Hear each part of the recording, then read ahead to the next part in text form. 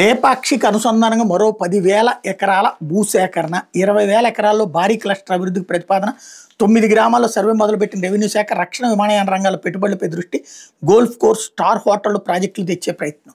ఇక్కడ పేదవాడికి సంబంధించి ఒక భూమి, వాడికి ఉపాధి, ఎక్కువ పంట పండనియండి, పండకపోనియండి, కానీ తనకొక హక్కు, తనకొక ఆస్తి, తనకొక ఆయుధం, అదే తన జీవన పోరాటం. దాంట్లో నానా తెప్పలు పడి బ్రతుకుతూ ఉంటాడు. అతను భూమిని లాక్కుని ఒక 4 లక్షలు 5 లక్షలు మ్యాక్సిమం 10 లక్షలు చేతిలో పడేసేసి పోనీ ఏమైనా చేస్తున్నా అంటే ఆ లేపాక్షి నాలెడ్జ్ ఎట్టుంది, అట్లాగే ఉంది. ఆ వ్యాన్ పిక్ ఎట్లా ఉంది, అట్లాగే ఉంది. ఇంతకుముందు తీసుకున్నటువంటి భూములన్నీ నోడ్లని నాడ్లని తీసుకున్న వాటిట్లా ఎంత ఉంది, 10% కూడా మనం వినియోగించాలి. కానీ పవర్లోకి వచ్చినప్పుడల్లా ఈ భూములు తీసేసుకోవడం ఒక అలవాటుగా మారిపోయింది.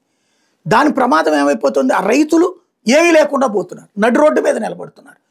వాళ్ళ బ్రతుకులు చివరికి ఎక్కడికి వెళ్ళి వాచ్మెన్లుగా పనిచేసుకోవడం, కుటుంబాలు వలసపోయే పరిస్థితి పడుతుంది. ఎందుకు ఈ పరిస్థితి?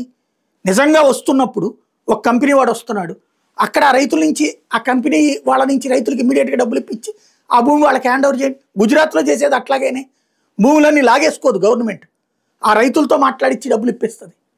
ఇక్కడ అట్లా కాకుండా ముందు లాగేసుకోవడం, వాళ్ళకి ఇచ్చేటటువంటి పరిహారాల్లో కూడా రకరకాల వేధింపు. వాడికి ఇష్టం లేదు, నేను ఇవ్వలేను అంటే కనుక వాడు నానా విధాలుగా వేధించి లాక్కోవడం.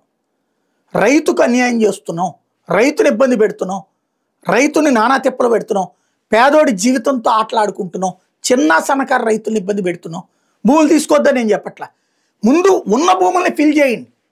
బోలెడని ఖాళీ స్థలాలు ఉన్నాయి మన దగ్గర, ఇట్లాగా పారిశ్రామిక అవసరాల కోసం తీసుకొని అందులో కంపెనీలు రాని, ఆ తర్వాత ఎక్స్పాన్షన్ చేయండి. ఇవన్నీ అట్లాగే ఉండగా మళ్ళీ భూసేకరణ మళ్ళీ కావాలి అంటే రైతులందరూ నాశనం అవుతున్నారు. దానివల్ల వ్యవసాయం నాశనం అవుతుంది రాష్ట్రంలో. ఆలోచించాల్సి ఉంది.